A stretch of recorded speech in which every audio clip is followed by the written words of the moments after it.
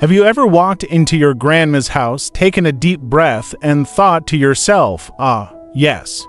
The unmistakable smell of wisdom and maybe a touch of mothballs. There's just something about it. It's not exactly unpleasant, but definitely, how do I put this, vintage. A little warm, a bit musky, with a hint of something familiar. It's like a blend of old books, cozy sweaters, and that mysterious bar of soap that's been sitting in the same spot on the bathroom counter since 1992.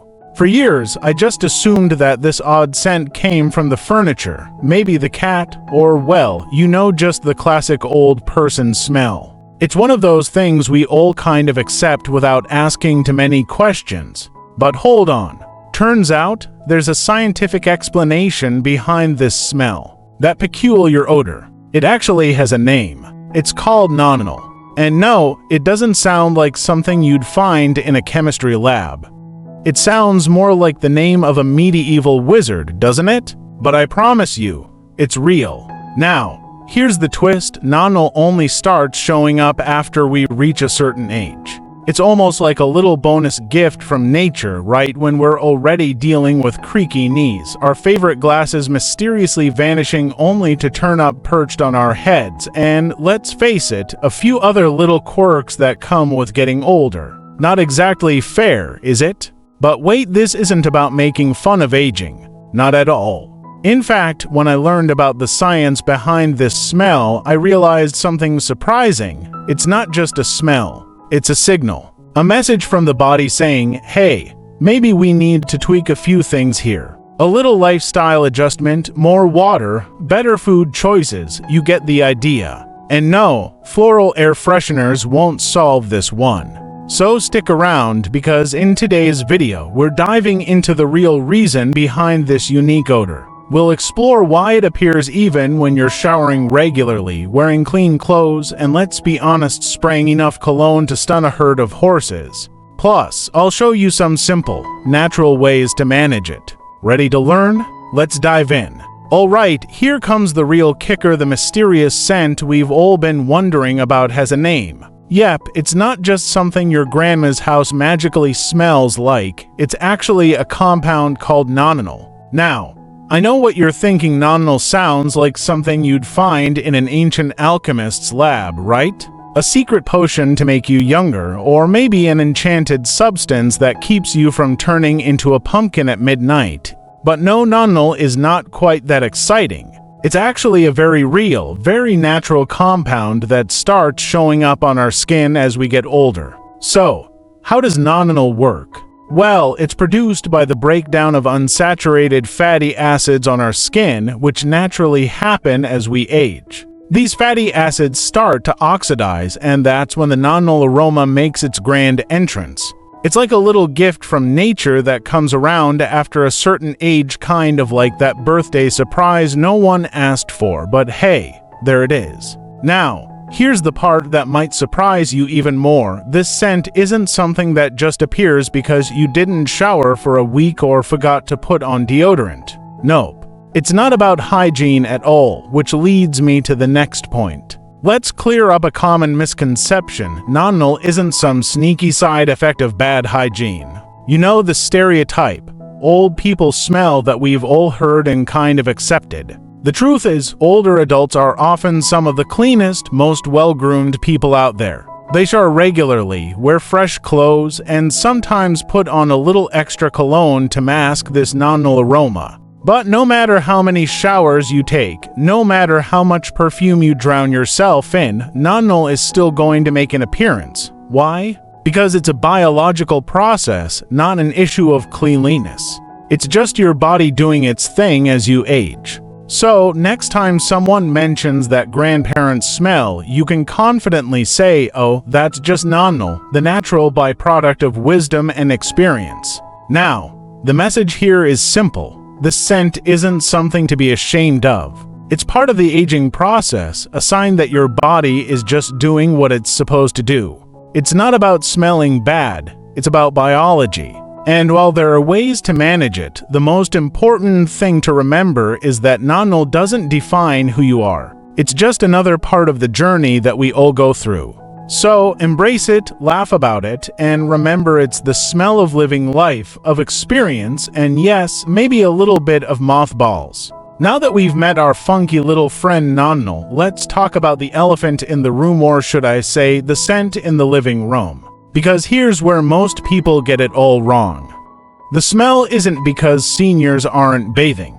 It's not because Aunt Linda hasn't done her laundry since 1994. It's not even because Grandpa refuses to switch from that vintage cologne called Forest Mystery he bought in the 70s. No, let's set the record straight. This scent has nothing to do with being dirty or unclean. In fact, many older adults are more meticulous about hygiene than the average teenager. They've got their routines down: morning showers, lotions, powders, breath mints, the whole package. Some even carry around backup deodorant just in case.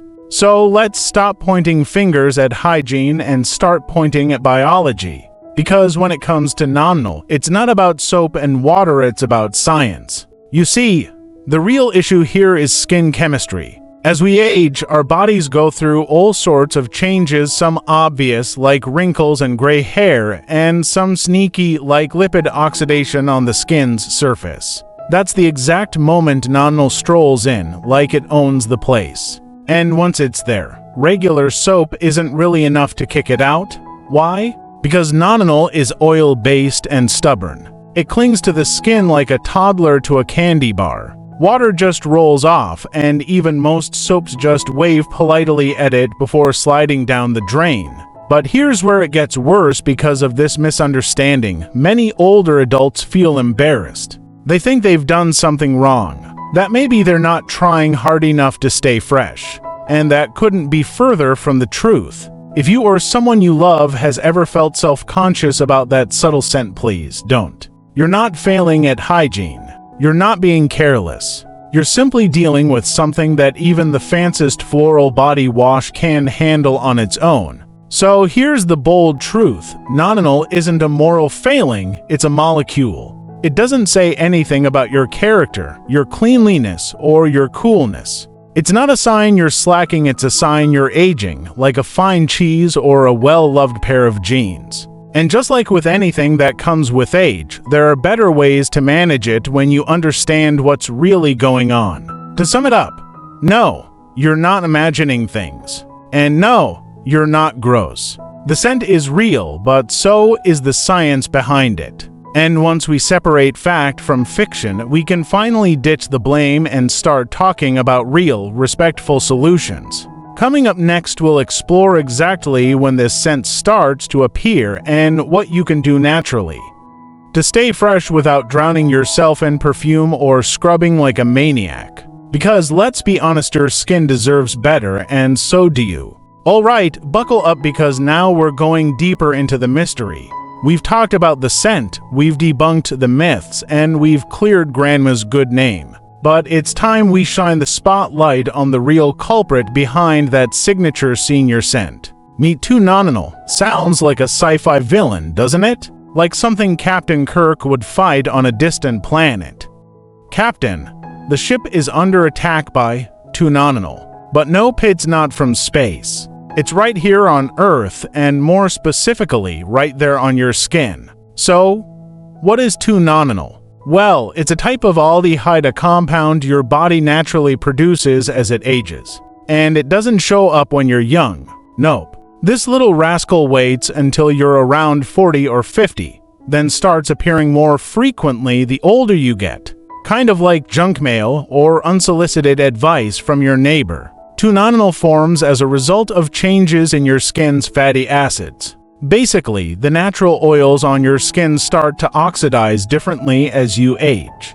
The outcome? A slightly greasy, waxy substance with a warm, somewhat grassy smell, and not in a fresh-cut lawn way. More like, someone left the sweater in the attic a bit too long kind of way. Now here's where it gets interesting. Nonanal is different from other body odors. It's sneakier. It doesn't hit you with the full force of gym socks after basketball practice. It's subtle, gentle, creeps in slowly, hangs around longer, and refuses to leave. Like that one dinner guest who always says, "I'll just stay for 5 more minutes," and then it's 11 p.m. and the kicker: regular soap, no matter how expensive, floral or French, can't get rid of it. Why? Because nonanal is oil soluble. That's right. Water-based cleansers just slide off it like a penguin on an ice slide. And even your strongest deodorant, the kind that promises 70-hour protection and makes your armpits feel like they've joined the army, won't help. Because nonanal isn't coming from your underarms. It's not even about sweating. It's about skin chemistry and oil oxidation. So you might be scrubbing, spraying, soaking, and still wondering why that musky scent lingers. It's not because you missed a spot. It's because nonanal doesn't play fair. It binds tightly to skin and clothes, and it's stubborn as a mule wearing cologne. This is why so many people mistake the scent for poor hygiene. But now that you're in the know, you can proudly say, "It's not me, it's nonanal." Try putting that on a t-shirt. Let's be honest, this isn't a tragedy. It's just biology doing its quirky thing again. Like chin hairs showing up overnight, or joints that now sound like bubble wrap. The good news: there are ways to manage nonanal. It just takes a different approach, one that actually understands what's going on under the surface. Coming up next, we'll explore exactly when this oily little mischief maker starts showing up and how to detect the early signs before your grandkids start saying things like, "Grandma smells like history." So stick with me, because knowledge is power, and maybe, just maybe, the key to smelling less like a museum and more like you. Now that we've unmasked the mysterious nonanal, our oily, stubborn, scent-producing villain, it's time to answer the million-dollar question: why on earth does it even exist? I mean, wasn't aging already generous enough with gray hairs, reading glasses, and the random orchestra of noises your body makes just from sitting down? Apparently, nature decided to throw in a bonus, a personalized scent called odor-free. How charming. But let's not panic. The truth is, there's a method to this musky madness, and yes, it's rooted in biology. Somewhere around your 40s or 50s, your body begins to take a subtle turn. Your metabolism slows down, recovery from anything takes longer, and your skin becomes a bit of a drama queen.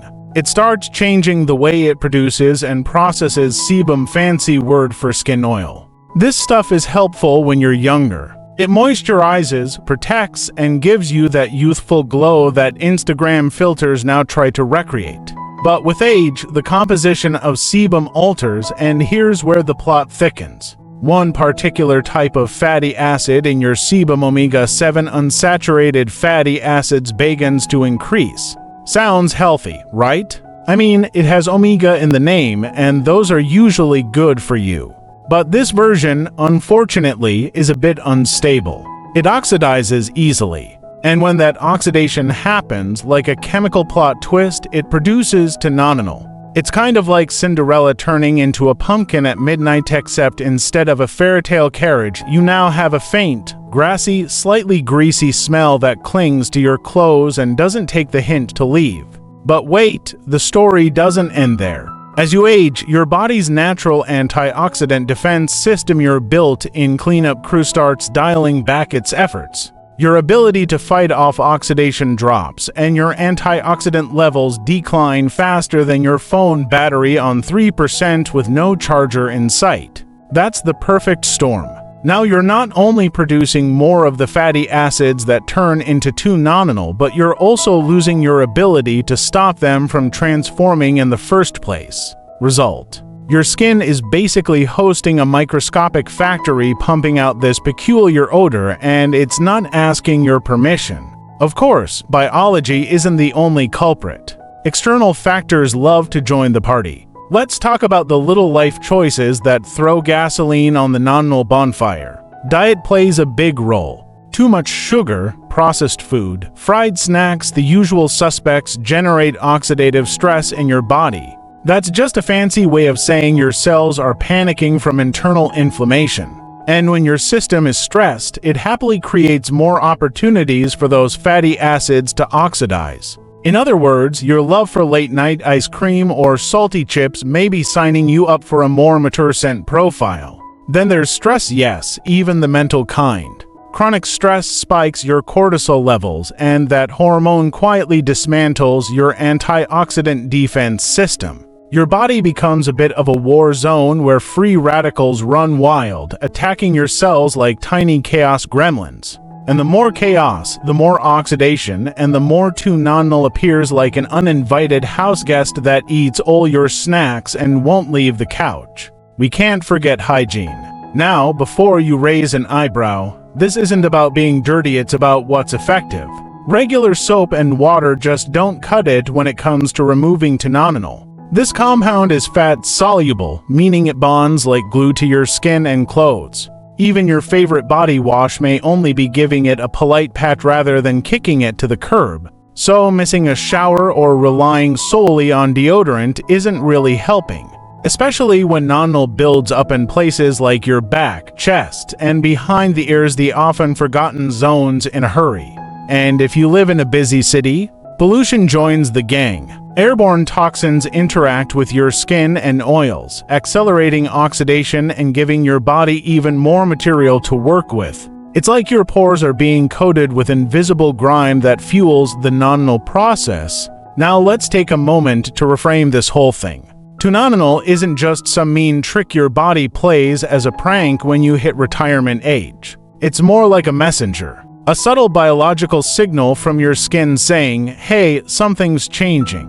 You might want to tweak a few things. It doesn't mean you're unclean or unhealthy, it just means your body is evolving and it's sending out signals the only way it knows how. In this case, through a chemical compound that happens to have a scent. Think of it like a smoke detector. It doesn't mean your house is burning down. It just means you left the toaster running too long, or maybe your internal environment could use a little spring cleaning. And here's the best part. Once you understand why nonanal forms, you can actually do something about it. Supporting your body's antioxidants, adjusting your skincare, eating cleaner, managing stress, they all work together to shut down the scent factory. Because let's face it, getting older should be about wisdom, freedom, and maybe the occasional inappropriate joke. Not about battling invisible odor ninjas.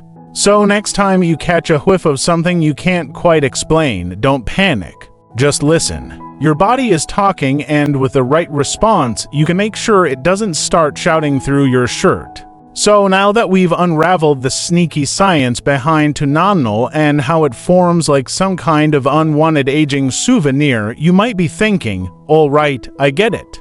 Biology is doing its thing. Can't stop time. But surely, I'm not making this worse, right? Oh, friend, pull up a chair. Because while your body might have its own plans for aging gracefully or not, many of us are unintentionally throwing logs on the funky scent fire with everyday habits that seem innocent but in reality make that nonanal smell even louder than Uncle Larry's snoring at Thanksgiving. Let's start with food.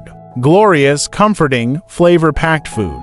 Look, I get it, nobody wants to live in a world without crispy fried chicken, triple chocolate cake, or an extra slice of pepperoni pizza that accidentally fell onto your plate. But the harsh truth is, a poor diet is like giving nonanal a VIP backstage pass to your skin. Diets heavy in fried foods, refined sugars, red meat, and processed junk ramp up inflammation and oxidative stress in your body. And as we just learned, oxidative stress is the party planner for nonanal's grand entrance. When you consistently feed your body foods that lack antioxidants, think of those as the bouncers who kick troublemakers out of your bloodstream. Your system starts to struggle. It's like trying to clean your house with no cleaning supplies and a toddler loose with a glitter bomb. Your body wants to help, but it can't keep up. Instead of fighting off the fatty acid oxidation that causes the odor, your body just waves the white flag and lets it happen. Result: that distinct eau d'antique vibe served with a side of garlic fries. Next up, hydration. Or rather, the lack of it. Not drinking enough water is one of the most underappreciated ways we make things smell worse. Water isn't just for pretty skin and satisfying the dramatic needs of houseplants, it also helps flush toxins out of your body. When you're dehydrated, your system can't detox efficiently. Think of your body like a car engine that hasn't had an oil change in 5 years. Stuff starts building up. Smells start sticking around. In short, a parched body holds on to more of the very substances that lead to unpleasant body odors. You're giving to nonanal prime real estate on your skin and telling it, hey, take your time, no rush. So yes, the water bottle you've been ignoring like a gym membership in February. It's time to give it a little more love. And now, let's talk about stress. Everyone's favorite invisible monster. You may not realize it, but stress is like the ultimate odor amplifier. When you're anxious or overwhelmed, your body releases cortisol, that's the stress hormone we all love to hate. High cortisol levels affect everything from your digestion to your skin health and yes, your body odor. Stress also tends to make you sweat more, and not the charming glow kind of sweat either. We're talking cold, nervous, stress sweat. And this sweat is high in protein, which bacteria on your skin love to feast on. They metabolize it, mix it with sebum, and before you know it, you've got a scent that says, I may look calm, but internally I'm spiraling.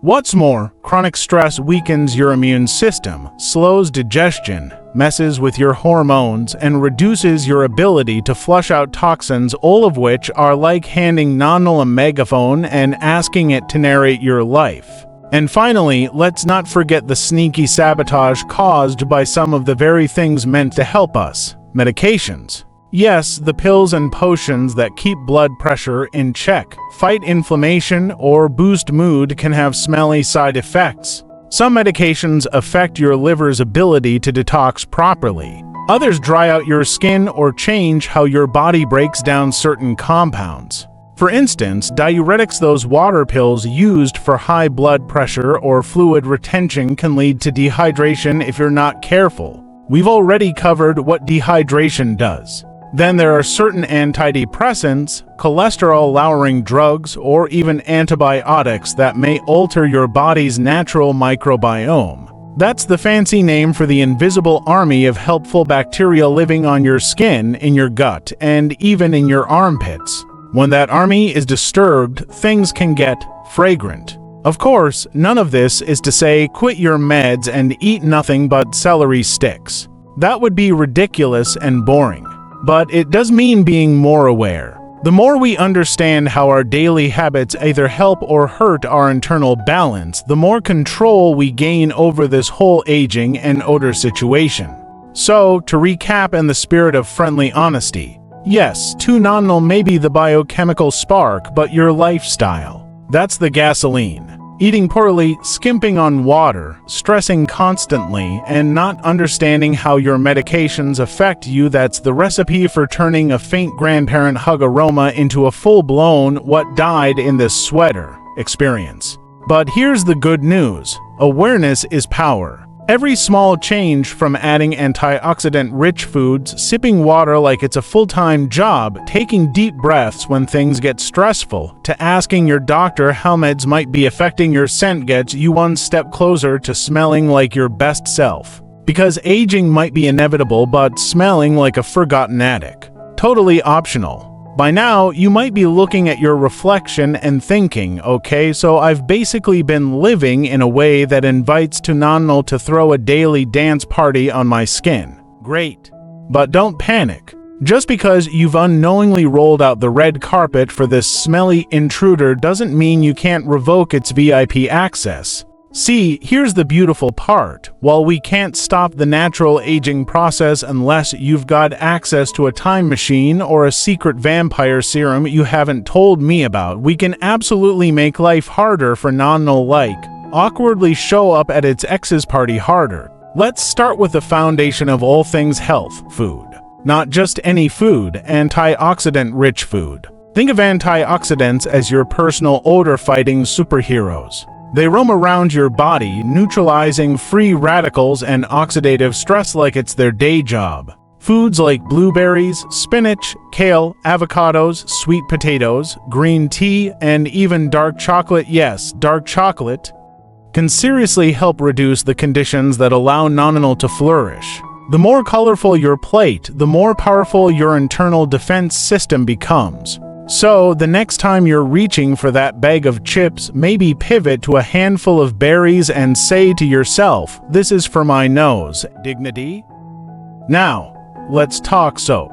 You might think that any OL soap will do the trick, but 2-nonanal is a bit of a diva. It clings to skin oils and doesn't always budge with your average supermarket variety body wash. What you want is a soap that's both neutral in pH and natural in ingredients. Neutral pH helps keep your skin barrier healthy instead of stripping it dry, and natural ingredients like charcoal, green tea, persimmon, or even sake extract, no, you can't drink it, have been found to be more effective at breaking down 2-nonanal stubborn residue. It's like giving your skin a gentle, strategic eviction notice. Dear nonanal, you've overstayed your welcome. Kindly vacate the premises. And don't be afraid to shop around. Some Japanese body cleansers are famously made just to target this exact problem. If your soap smells like a botanical garden and doesn't leave your skin feeling like the Sahara, you're on the right track. Speaking of your skin, let's not forget the importance of exfoliating. Dead skin cells are like breadcrumbs for bacteria and nonanal. If you don't sweep the floors, the pests move in. Exfoliating once or twice a week helps slough off the dry, oxidized skin cells where odor tends to build up. You don't need to sandpaper yourself into oblivion. A gentle body scrub, a loofah, or even a natural exfoliating glove can do wonders. Just remember, you're exfoliating to refresh, not to audition for a lizard molt. Right after exfoliating, it's essential to moisturize. And I mean really moisturize, not just a quick slap of whatever lotion's closest to the sink. A well-moisturized body maintains a healthier skin barrier, which reduces sebum oxidation. The nonanal fuel. Go for creams or oils that are hydrating and have antioxidant properties. Look for ingredients like vitamin E, aloe vera, jojoba oil, or even olive oil. Think of your skin like a slice of toast. Dry toast, crumbly and rough. Toast with a little butter and honey. Smooth and sweet smelling. Be the toast with butter and honey. Just, not literally. Next up, your wardrobe.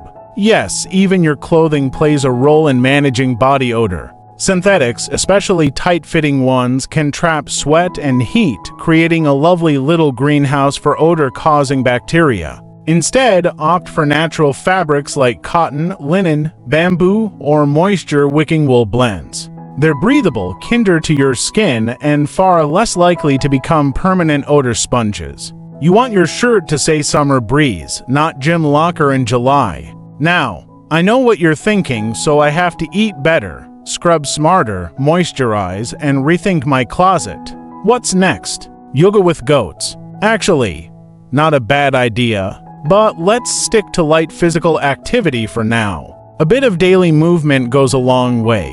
You don't need to run marathons or take up competitive hula hooping. Just consistent, gentle exercise like walking, stretching, tai chi, or dancing to your favorite oldies in the kitchen. Moving your body helps with circulation, detoxification, and even boosts your mood. And a happier, less stressed you means less cortisol, which, as we covered in the last section, equals less stress, sweat, stink. Plus, you'll probably drink more water when you're active, which brings us to the next point, hydration. You'd be surprised how many people live in a constant state of mild dehydration and then wonder why their skin feels like sandpaper and their breath could peel paint. Water helps every system in your body work better, including your skin, your kidneys, toxin removal, and your sweat glands. Aim for 8 glasses a day and more if you're active or live in a hot climate. Yes, you'll pee more, but you'll also reek less, so it's a win-win. All these habits together form a kind of anti-nonanal strategy team, like a band of Avengers, but for body odor. Each one plays a role, and none of them work as well without the others. Eating antioxidants fights the internal cause. Soap and exfoliation tackle it on the surface. Moisturizing and breathable clothes keep your skin in a healthy, balanced state. Gentle movement and hydration support the process from within. So no, you're not doomed to carry around a scent that screams estate sale and a humid attic. You've got options, you've got tools, and you've got me whispering in your ear metaphorically, not creepily, that aging doesn't have to come with an olfactory price tag. In the end, fighting off nonanal isn't about obsessing over body odor, it's about self-care. It's about feeling fresh, confident, and empowered in your own skin no matter your age. Because wisdom may come with years, but a good-smelling grandma. That's the real legacy. And if all else fails, there's always charcoal soap and a very open window. And there you have it, everything you never knew you needed to know about nonanal, the sneaky little stinker that tries to crash your golden years. But now, you've got the knowledge, the tools, and probably a new respect for your soap. If you found yourself nodding along, chuckling a little, or secretly sniffing your shirt during this video, don't worry, you're in good company. Aging is a journey, and we're navigating it together, wrinkles, wisdom, and all the weird smells in between.